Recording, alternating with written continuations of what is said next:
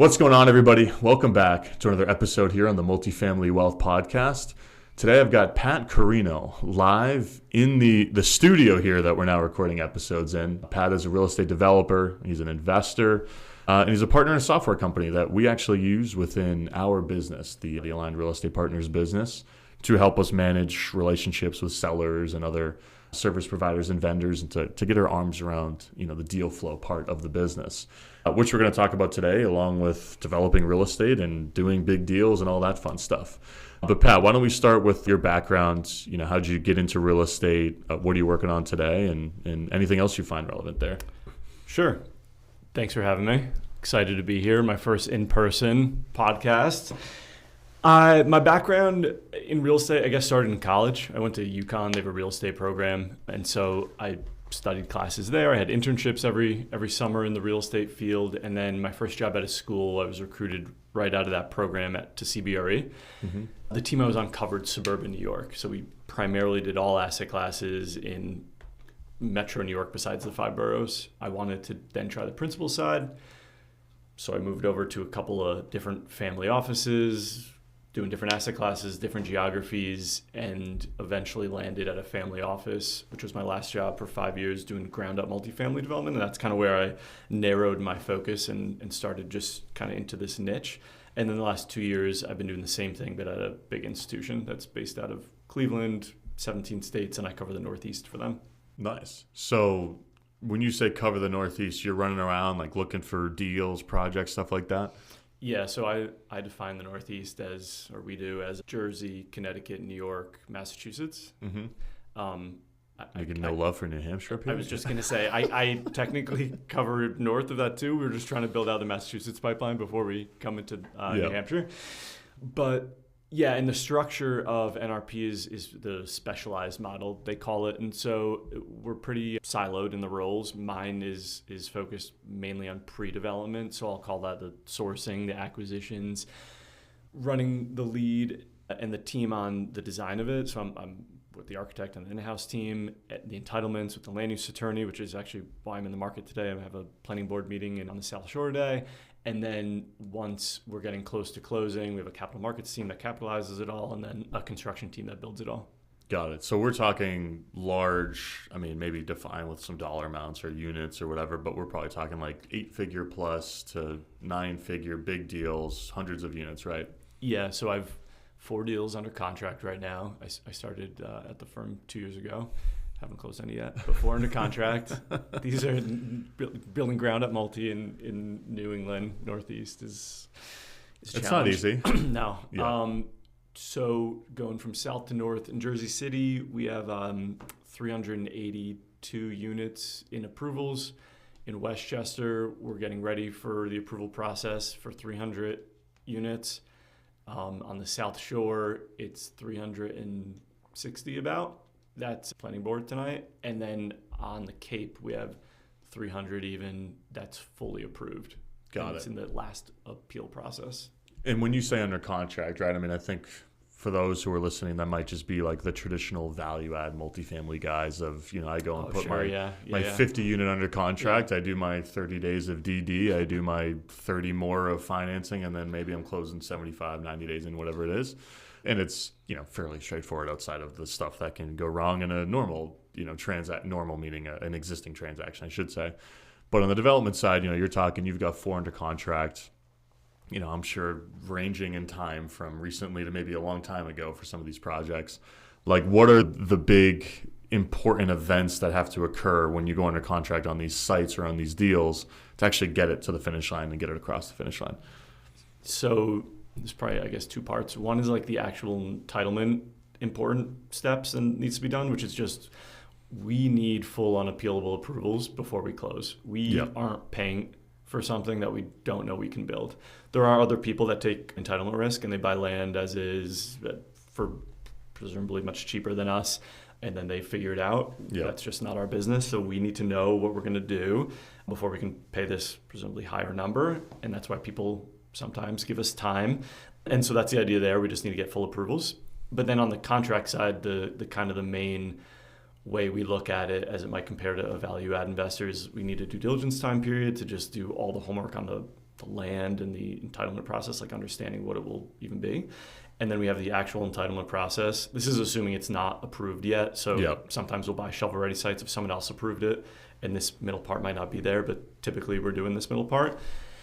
And it could take anywhere from 6 months in a city that like has a really defined and like professional process to like over a year.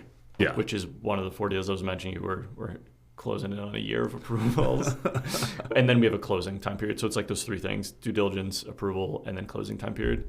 And only until the very end of all those, which could again be over a year. That's when we close. Yeah, and that's when like you have your approved, you get all your approvals, the land's entitled, and now you structure the financing to go and actually execute on the build after that. And that's probably where you get into that last like whatever 60, 90 days of the bank's doing all the stuff they got to do to feel comfortable issuing a loan, right? Doing an appraisal on the, as is, as stabilized, all that stuff, get your budget over, your team, all that. But I got to imagine, Jersey City, South Shore, these are not, they're not known for being development-friendly areas. It's probably the easy way to put it. So it makes sense that that's a grind. Yeah. Yeah, exactly. And the closing period as well, financing is one piece of it. But the more important thing is we like to close into a construction loan and break ground immediately. And so a lot of this time period, both during approvals and then into closing, is like getting the construction drawings done. Yeah.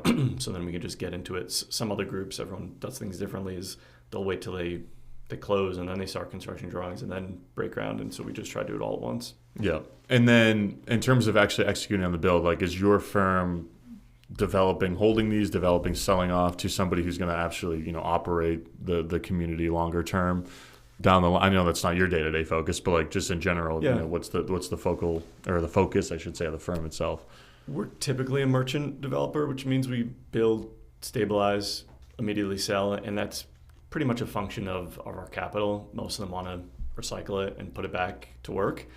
That said, our LPs, our capital, are usually the ones that decide because we're the biggest investors. And so we have a deal up in Wakefield that we refinance, and I think we've had it for about 5 years, and we're just operating it, and we do it ourselves. We own, operate, and manage and build all of ourselves. So it depends on the deal, but typically we sell them after we build them. Okay. And now I'm rewinding pretty far. I should have started with this, but when you were working at CBRE and you're working on all these different asset classes, you mentioned that you wanted to go into the principal side. What drove that desire? That why did you want to make that change, jump from maybe the brokerage side over to the principal side? I think at the time it was just something different. Like that's all I knew, brokerage. But then over time, I think the reason it kind of resonated most with me is I've never been someone. Like I think I decided when I was at CBRE, I was on a team, like a big institutional team, and I was an analyst associate on it. So I wasn't like a true broker. I was eating what I killed and true 100% sales. But I think I learned in that role that I didn't want to be a true broker in that sense. And I wanted to be in a position that had some stability, but also like my upside was defined by my effort. And so that's kind of how I found myself into acquisitions, because it's in-house sales pretty much, but you typically have a salary. But then you can make a lot of money if you do a lot of deals, and the way to do deals is like I influence that. It's exactly. Not other people at the firm or something like that. Yeah, it's a blend between the two in a lot of ways. Yeah. So now let's talk about like what the day-to-day actually looks like for you, right? I mean, and then for context too, like on this show, I'm always talking to guys and gals who are buying existing multifamily, right? And there's all the different ways you do that, right? Obviously, brokers are going to be the predominant source of where those deals are coming from in somebody's business. We also do a lot of stuff in our world of direct to seller, and we're trying to mail the owners of these assets and get in front of them before they hire the broker, and to try to create our own deal flow, as well as working with the brokers. But we're typically chatting with, it's a similar conversation oftentimes. We have an owner who's getting a little older, or they just want to get out of the business, they're selling the asset, maybe there's some value-added component, and it's, different flavors of what's more or less kind of the same ice cream at the end of the day. I would imagine that you're having conversations with a wide range of sellers or brokers who are representing sellers that are maybe, have a different perception of what they have, or their motivations are a little different. And, in the development world, there's a lot more than just, we've got 50 units, we're going to go renovate 50 units, and that's that. What does your day-to-day look like at a high level, just in terms of working in an institutional firm as somebody in acquisitions? And then maybe just talk about like who you're regularly speaking with and what you're actually kind of, maybe looking for when you're actually pursuing these deals? Yeah, so the answer to the day-to-day is, I touched on earlier when I was saying the model that NRP has, which is the more specialized model where we're a little more siloed. And so I'm doing a lot of deal sourcing. Like that's my focus. And I just hired an analyst, intern analyst that starts in a couple weeks. And he's taken on like the underwriting role for me mostly. And the point of that is so I can go out there and be doing more deals. And so it's relationship building and it's the ways I source deals, which is I guess the second part of your question. I look at it as like three main buckets. So there's just brokered deals, which could be like a blast to everyone, or like quietly marketed deals where they bring it to their top, whatever. That's one bucket. The second bucket is referrals, I call it. So it's like everyone but brokers. So I get deals from architects, engineers, land use attorneys, economic development people. It's people that are motivated, maybe not economic development people, but people that are motivated to share a deal that might be stalled or dead because they want the business to keep it going.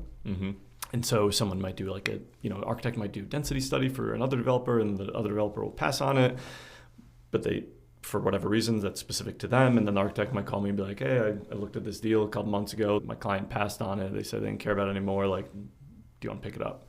And so we get a lot of those. And then the third one is like true off-market deal sourcing where like I'm identifying a parcel that I think is interesting and then trying to get in contact with the owner and then just chasing them until the end of time, until they tell me to leave them alone or until they sell it to me. Yeah. And so they're like, I'm literally going to call somebody to make you stop doing this. I call that a hard no. So I need a hard no or a yes. Yeah, exactly. But I like that. So you're identifying kind of the three buckets. One is brokers and, the deals that come from brokers, as you just described, they have they come in different ways, right? It's the blast, it's the, hey, email, I got a client who's thinking about selling, what's your offer type of thing. Vendors, service providers, which actually is interesting because in the development world, you have so many individuals working on a transaction to get a piece of land entitled. It's like 5-6 vendors between attorneys and, engineers and surveyors. Title. And so many people. Yeah. And it's like, they all are incentivized to continue pushing that project forward. And I would imagine that you have situations where different buyers or owners have different desires to continue spending money to pursue entitlements or to keep a project moving forward, right? So it's, I have to imagine that there are many opportunities to just develop the relationships with the guys who work on a lot of these deals, in a certain market and within a municipality or whatever, and just, send me stuff that may be dying that you're working on. And then we'll hire you to work on it. Exactly. Yeah. And then, as we talk about on this podcast all the time, like just the direct to seller stuff. A lot of different individuals as it relates to how you maintain the relationships with them, I would imagine, right? And so let's talk about how you actually do that. Like, how do you keep your arms around all of this? How do you organize all of this? And what's your process for trying to stay consistent in cultivating the relationships in each of those, buckets? Yeah. So that's part of why I like one of the things I love most about real estate is all the different types of characters they get to work with, especially with like land. Like most of these land sellers are not real estate people. Yeah. Especially like just the land in general, but then even as you get in certain markets, it's typically just mom and pop. And so, there's the wide range of types of people, like I said, which is where the deal sourcing come from. And then keeping the relationships with all those people. So like on the one end of the spectrum, the brokerage side, it's like I'm pretty methodical about it when I get into a new market. So maybe I'll share how I did it like when I went into Boston. So 7 years ago, when I was starting with that family office, like my mandate was to diversify out of Connecticut. That's where they were based out of. And so I was strategic about it. And as an example of how I got into Boston was I used RCA, which is like a comp database. And I made a list of every multifamily deal that traded over the last 5 years over a certain price in a certain geography. I think it was like within 495 corridor. And then I sorted it by listing broker. And then I sorted it by like the top listing brokers, all from the most to the least. And I went down that list and I called every single one of them, introduced myself, and the goal was to meet everyone in person. And the ones at the top of the list were like more important than the ones at the bottom that maybe sold one deal in 5 years. And so like meeting in person and starting the personal relationship is the first most important step, and that's kind of what gets you the off of the just like email blast, as I'm sure you know, and into like the lowest hanging fruit the of quick just call when they get a little, I don't know, you can call it, if people in commercial call like pocket listing, but just like they don't have the listing signed up, but it's their buddy and they told them they'd make a couple of calls for them. So like I always want to be the first call, and I always want to be top of mind. So then just being likable and like building a relationship and being friends with them, so they're always thinking of you, is that side of the business. And that's kind of easier because like you see them at industry events, like they're just at the top of your mind because they're active in the market. You see them on social media, you're on social media maybe. But then on the other end of the spectrum, it's these like one-off random owners of a piece of land. And that's where like just having a tool to do that, CRM, which I've been using religiously for 2.5 years, is the key there. So like a deal that I did in my last firm was I started as a drive-by of a vacant one-story retail building, and I was like, that site looks interesting. I found out the size of it, and I was like, we can fit our minimum deal size on that site. I looked around for precedent. I was like, okay, we can get the height, whatever, without knowing the zoning. I then I struggled actually for like a month trying to find the decision maker of the owner. So there was an LLC, and it had a bunch of family members. I called one in Long Island. He was like, that's my cousin's the boss of that. Like I'm in the deal, but I don't run it day to day. She's in Boise. And so I was trying to track her down in Boise, couldn't get her. But then I found her daughter who had a business in New York City. I went on her Instagram page. I DM'd her. She gave me the contact info of her mom. I called her mom. Her mom was like, thanks for reaching out. This was like right before COVID. I'm not ready right now, but I'll keep you in mind. And so I put that in my CRM, all these notes in my CRM. I crossed out every person I'd called, got to like the decision maker, made that the primary contact if I'm being like really specific of how I do it. I know this is kind of crazy, but this is exactly kind of my method of especially off market. This is what we want to hear. Yeah. And then I put in all these notes of our conversation, and then I put in a reminder, like follow up with this person every 6 months. So for 2 years, maybe a year and a half, I would follow up with her. I'd be like, anything change? By the way, like this site was a vacant 30,000 square foot retail building that they were paying taxes, insurance, and a property manager on, and we were just sitting there. And there's no tenant. Yeah. And it had been vacant for like 7 years. Yeah. So it's, they're costing them money. So I was like, they have to be motivated. I found out that they inherited it and they had lots of money, and so like there's always family dynamic. There was like 4 other siblings and blah blah blah. Yeah.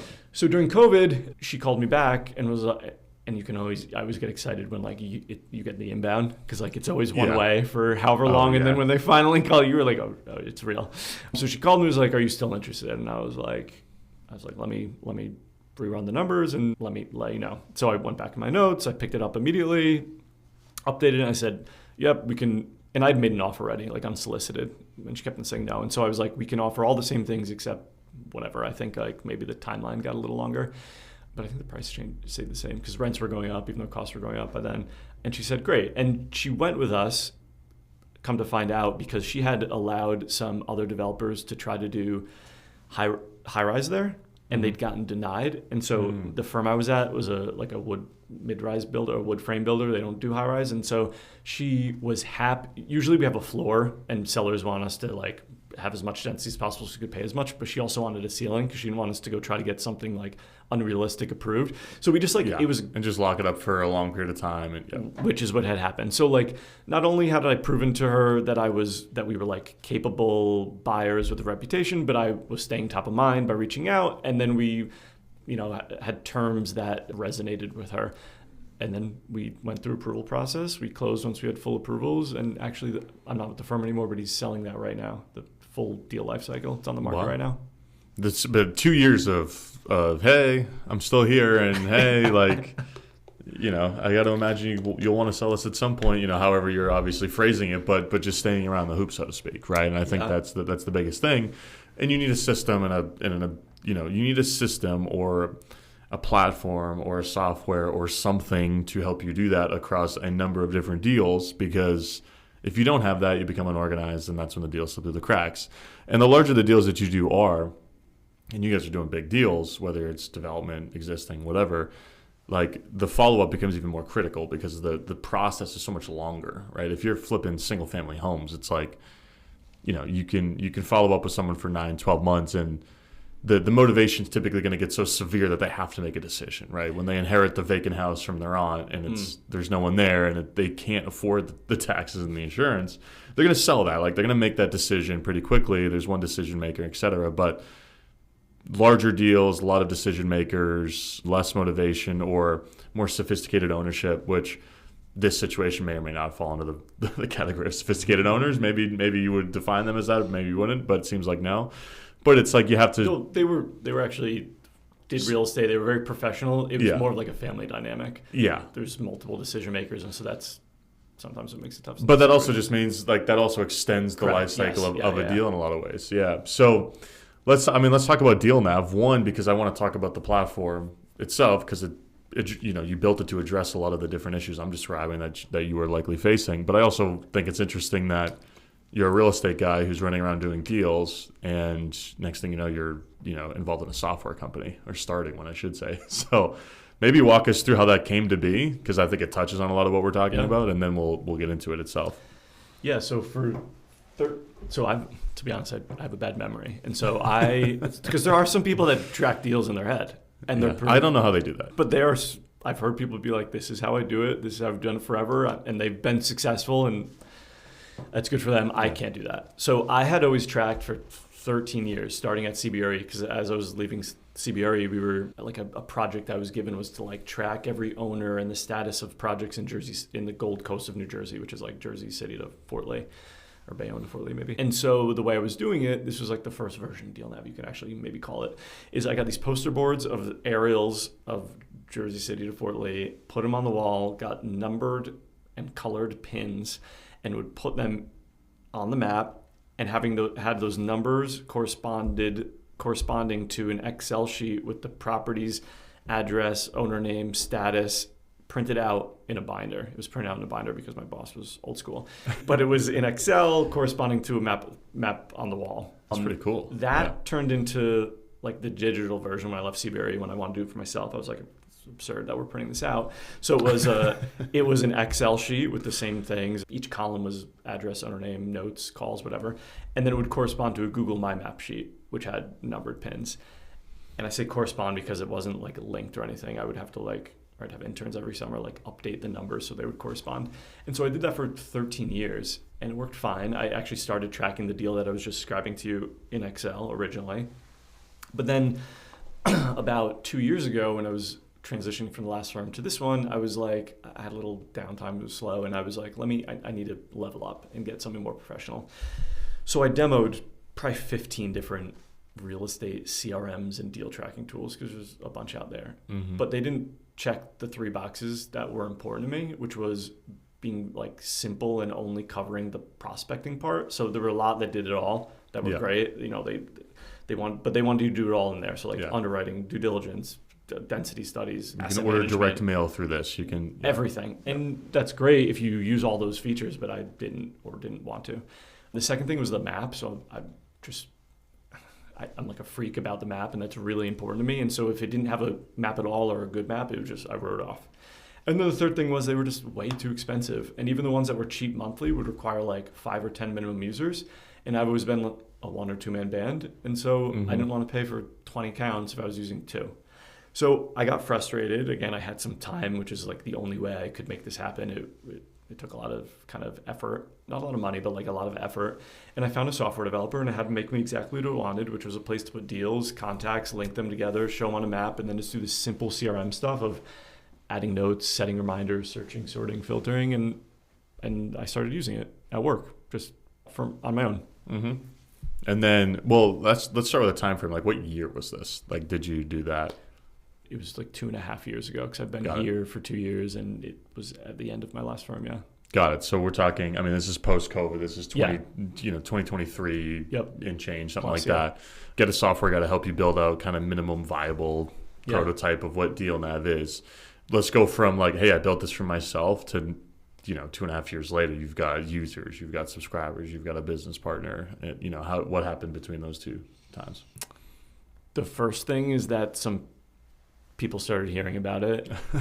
And the way that happened was Twitter. So I was going to bring up Twitter at some point. And I was like, how do I bring this up? I did it first. So I have this Twitter account where it's a real estate stream of consciousness, and it really is, when my wife's sick of hearing me talk about real estate, I just talk on there. It's not very eloquent, but it's strictly real estate. Yep. I try my best. So it's, quote, professional. And I tweeted about it a couple of times. I was like, look at this thing I made. I think it's cool. And that's it. And then I'd start getting outreach and be like, can I try it? And I was like, no, you can't. There was one login. There's the landing page is literally one login. You're creating more work for me to figure out how to get you exactly. on. Exactly. Yeah. So I gave a demo to a couple people. Actually, one of the first ones was someone in Boston. And they were like, can I sign up? And I was like, what would you pay for this? And they were like, well, we have this other CRM that we pay tens of thousands of dollars a year, but we only use the features in yours. So probably the same. He wasn't like a decision maker, but he was like, I have to assume the same amount. And I was like, holy crap. So that's when I kind of was like, there might be something here.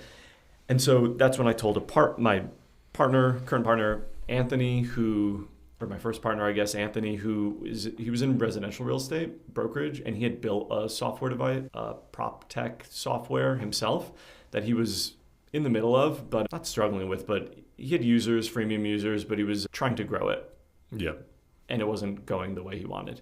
And I told him about what I was doing and the fact that people were trying to give me money already. And he was like, I think you might have something here. and he asked I asked for him to get involved. And the idea was if he ran the day-to-day, I'd promote it and talk about it in my day-to-day, which is, at work, all day long, I talk to like potential customers, brokers, acquisitions people. And then the first thing we did was like put on the landing page, like enter your email for more information. And then we got, I think by the time between then and when we launched to the public, we had like 90 people's emails in there, just like showing interest. Mm-hmm. And then we spent some money to like build out a whole legitimate backend and secure payment portal with Stripe and all that good stuff, a real landing page. And then we started giving demos and people started signing up. Yeah. And now and that's how we now it's an actual real business where you have users and just in terms of conversations we've had, like I know you're investing time and energy into growing it. I think the way that we learned about it was, maybe it was like a Robbie Hendricks post on Twitter, who I don't even know him personally. I just like following him. He's a good multifamily operator. Yeah, so we get a lot of stuff out of what he posts. I think you just, hey, we use this. And it was like an unpaid, promo of DealNav. And I was like, well, that looks interesting because we have the same, we try to solve the same problem, which is we do have a subscription to a CRM, one of the big ones that does everything. But we actually use a lot of it for the solely specifically direct to seller stuff, right? Like we have phone numbers through it, we send mail through it, we email through it on a different email account. And it's like, because we send thousands and thousands of mail pieces every year and we do a lot of direct to seller stuff.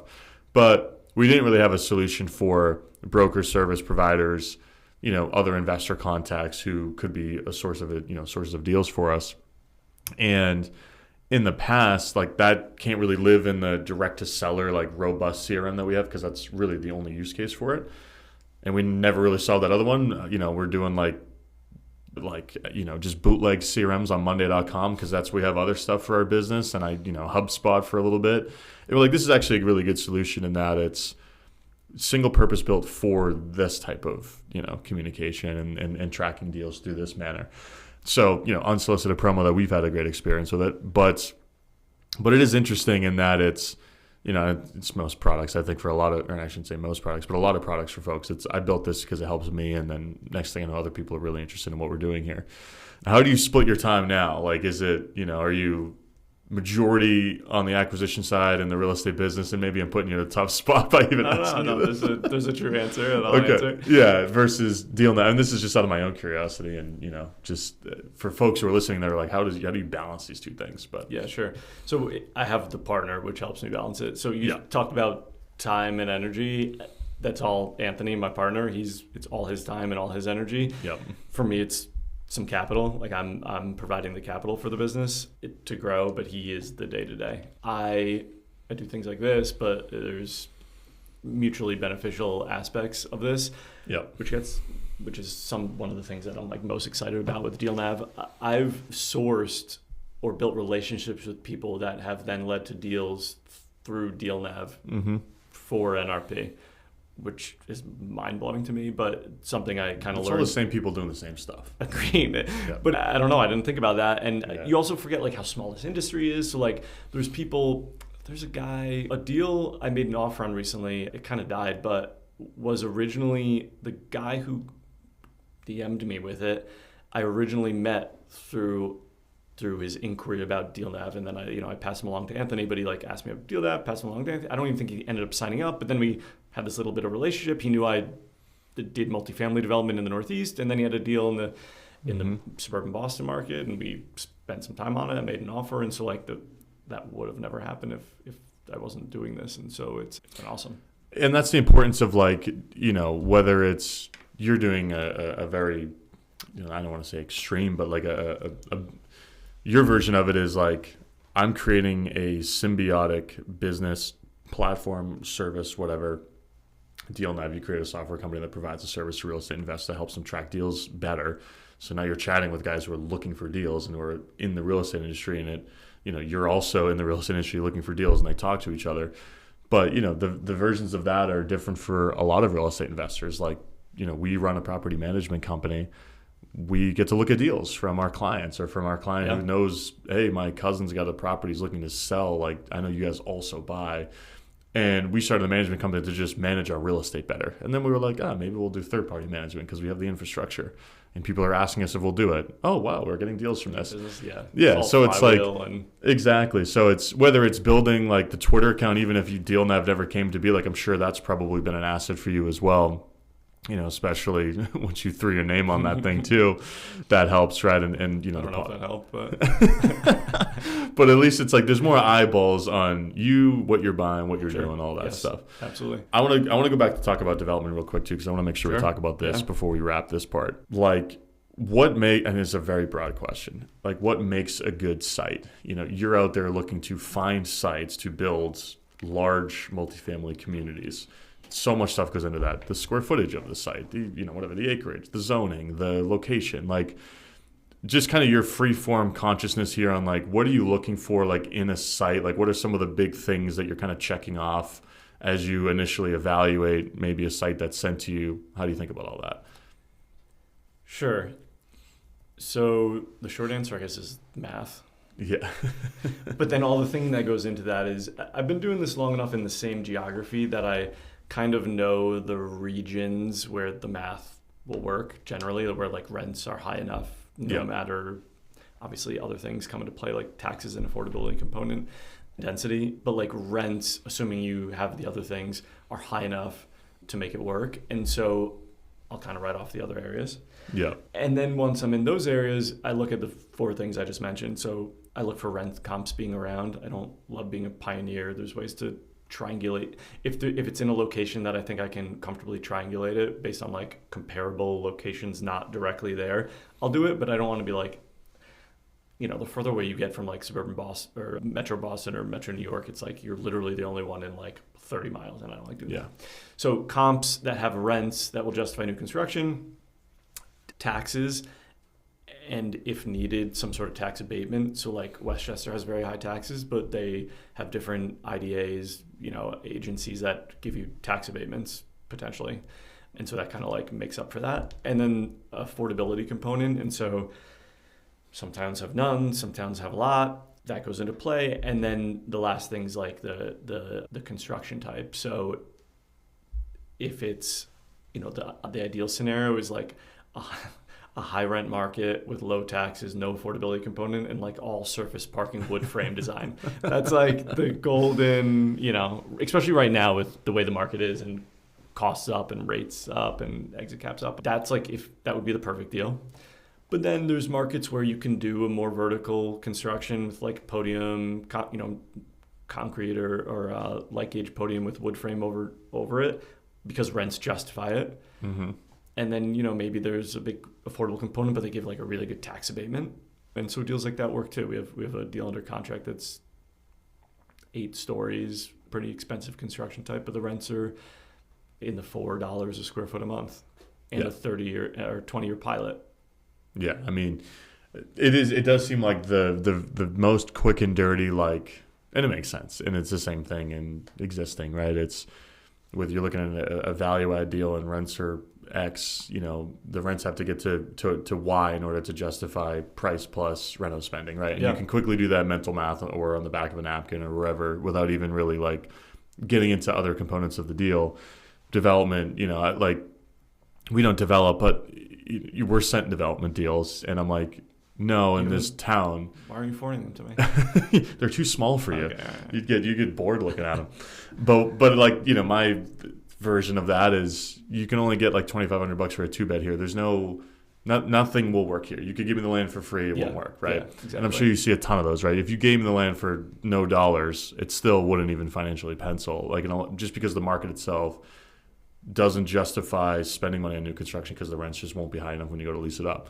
And then, that's big filtering mechanism. Now you're talking about some of the other kind of more nuanced components of this market, having some comps in this market, maybe being a little easier to work with on the property tax side. What do what are like, I'm trying to think of the right way to ask this, but what are some like location signifiers within maybe a certain area that like really start to stick out, right? I mean, because I would imagine that I don't want to be by this, I do want to be by that. And how you think about, location being like a quick filtering mechanism? I would say the best way to do that is just to see if a competitor is building there first. Yep.